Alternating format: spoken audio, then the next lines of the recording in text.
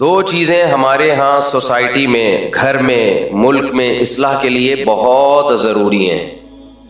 یہ دو چیزیں میری بتائی ہوئی نہیں ہیں، یہ اللہ اور اس کے رسول صلی اللہ علیہ وسلم کی بتائی ہوئی چیزیں ہیں۔ ان دو چیزوں کو پلے باندھ لیں، زندگی سکون سے گزرے گی آپ کی۔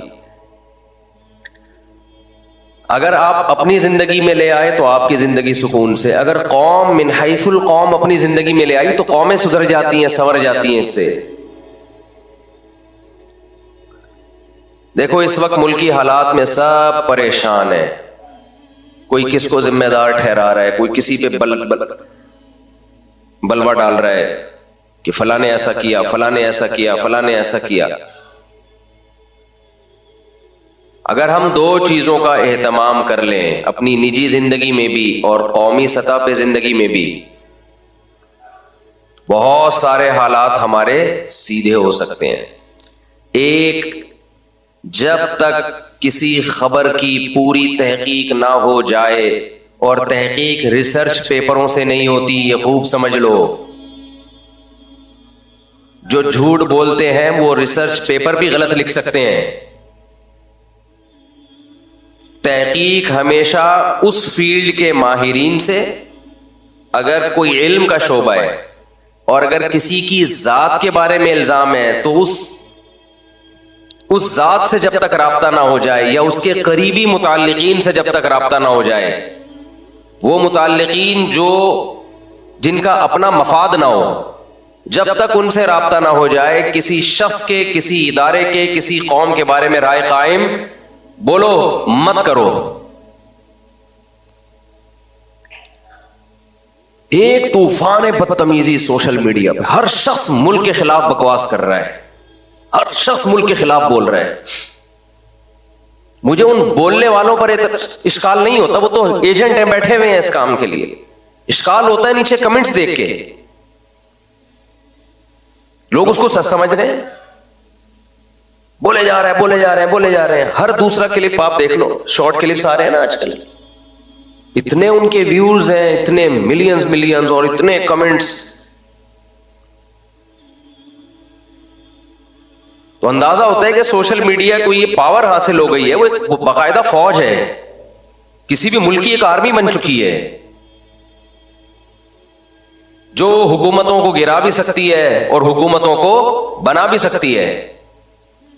آپ بتاؤ کسی قوم کو ایک ایسی اندھی بہری قوت کے حوالے کر دیا جائے جسے مینج کرنے والا کوئی نہ ہو، جو بے لگام ہو، تو اس قوم کی تباہی ہے یا نہیں ہے؟ مجھے ایک بات بتاؤ۔ یعنی آپ جو پالیسیاں آپ کے جو ملک کی عوام سوچے گی، بنائے گی، وہ ایک آزاد سوشل میڈیا کے ذریعے، اور وہ سوشل میڈیا کو اس کو اجازت ہے کہ وہ جھوٹ بول سکتا ہے، اور اس جھوٹ کو پہچاننے والا، اس پہ تحقیق کرنے کی لوگوں میں صلاحیت نہیں ہے۔ کسی قوم کو ایسے میڈیا کے حوالے کر دیا جائے تو اس قوم کا بھیانک انجام ہوگا کہ نہیں ہوگا؟ ملک ہمیشہ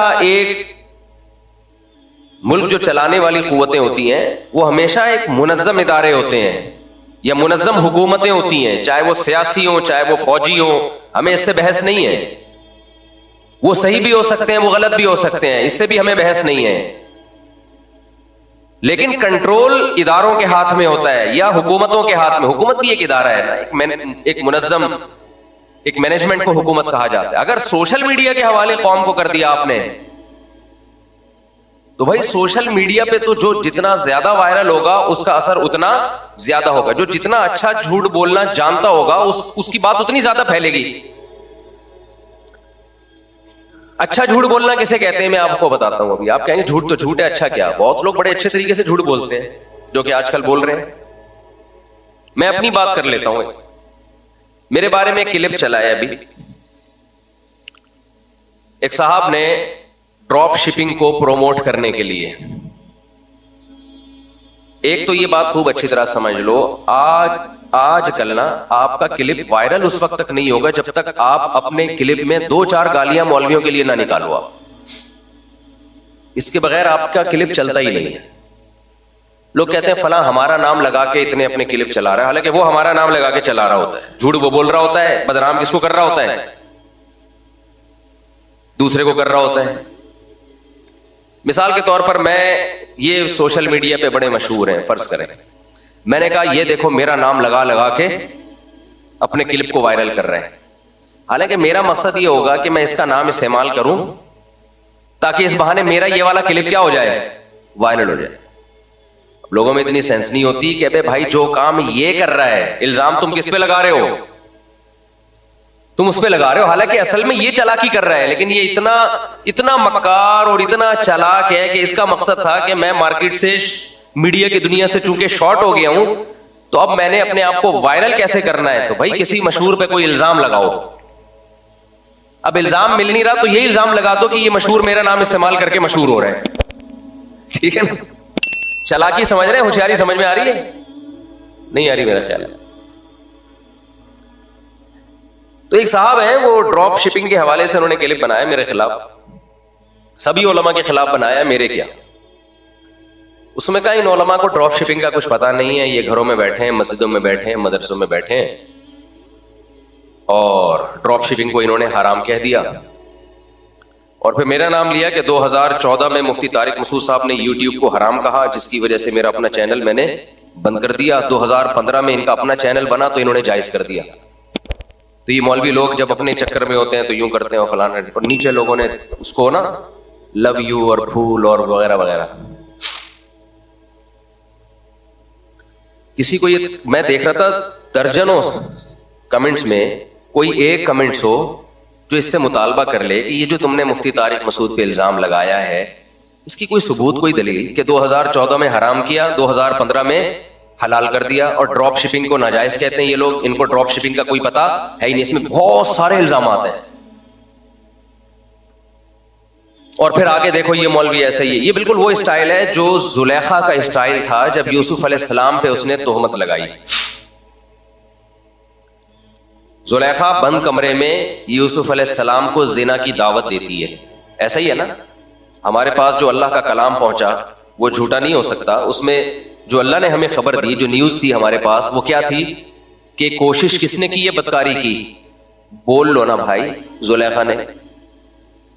یوسف علیہ السلام کا جگر تھا، ینگ، جوان اور انتہائی خوبصورت عورت، عزیز مصر کی بیوی کوئی بدصورت نہیں ہوگی، اور مصر کا حسن تو ویسے ہی مشہور ہے، کنوارے بھی ہیں، بہت طاقتور بھی ہیں۔ وَلَقَدْ هَمَّتْ بِهِ وَهَمَّ بِهَا، قرآن کہتا ہے وسوسوں کی حد تک یا جذبات جو یوسف علیہ السلام کے دل میں بھی پیدا ہوئے، جوان تھے،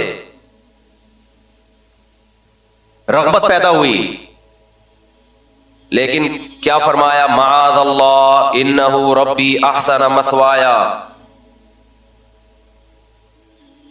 میں کیسے گناہ کروں، اس کے احسانات کا کیسے انکار کروں میں؟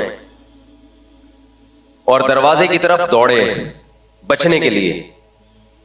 دروازہ جیسے ہی کھلتا ہے، القیا سیدہا لدى الباب، قرآن کہتا ہے کہ عورت نے اپنے شوہر کو دروازے کے سامنے پایا۔ بات سمجھ میں آ رہی ہے کہ نہیں آ رہی ہے؟ یہ میں پروپیگنڈے کو ایکسپلین کر رہا ہوں کہ کس طرح سے جھوٹے الزامات لگتے ہیں۔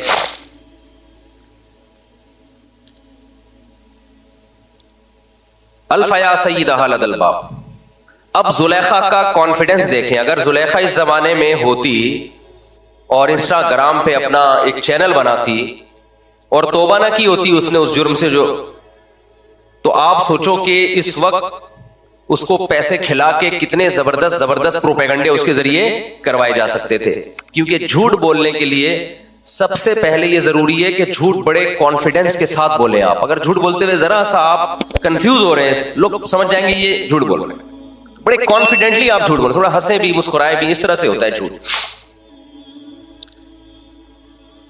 میں آج ہی لوگوں کو تھوڑا ایکسپوز کروں گا نا جو کیا کیا جھوٹ مارکیٹ میں سوشل میڈیا کے ذریعے چل رہا ہے، اور ہر دوسرا تیسرا کلپ یا تو ملک کے خلاف آئے گا، کنٹری کے خلاف، یا مولویوں کے خلاف۔ اس کا مطلب مولوی اور ملک میں کوئی مناسبت ہے، کچھ مناسبت ہے پاکستان میں اور مولویوں میں، لہذا دونوں کی پوری دنیا واٹ لگانا چاہتی ہے کہ نہ یہ ملک رہے نہ مولوی رہے۔ ان کو پتا ہے کہ اس ملک کو بچانے والا طبقہ صرف مذہبی ہے, باقیوں کی توندیں بھری ہوئی ہیں, ان کو کوئی شوق نہیں ہے, صرف مذہبی طبقہ ہے جو جانے دے گا اس کے لیے. مذہب کو ہٹا دے تو کیا بچے گا ہمارے پاس؟ موٹیویشن کہاں سے ملے گی ملک کے لیے جان دینے کی؟ سمجھ میں آ رہی ہے بات کہ نہیں آ رہی ہے؟ اور پھر الزام دیکھو چاند پہ چلے گئے, وہ مولوی یہ کر رہا ہے, وہ چاند پہ چلے گئے. مولوی نے تمہیں چاند پہ جانے سے روکا ہے یار, تم اپنی یونیورسٹیوں کا حال تو دیکھو جا کے. میں واحد بچہ تھا اسکول میں جو مولوی کا بچہ تھا. میرے والد صاحب حافظ قرآن تھے, ویسے تو پاکستان نیوی میں, لیکن نماز بھی پڑھایا کرتے تھے, مسجد کے امام بھی تھے. میں واحد تھا جو نقل نہیں کرتا تھا. میرے ابا نے بتایا ہوتا ہے حرام ہے اسلام میں, اور سارے پھرے موٹے موٹے لے کے حل کر رہے ہوتے تھے. کراچی کے اسکولوں کی بات کر رہا ہوں. ایک خیر تھی مولوی جو تمہیں کرپشن سے روک رہا تھا.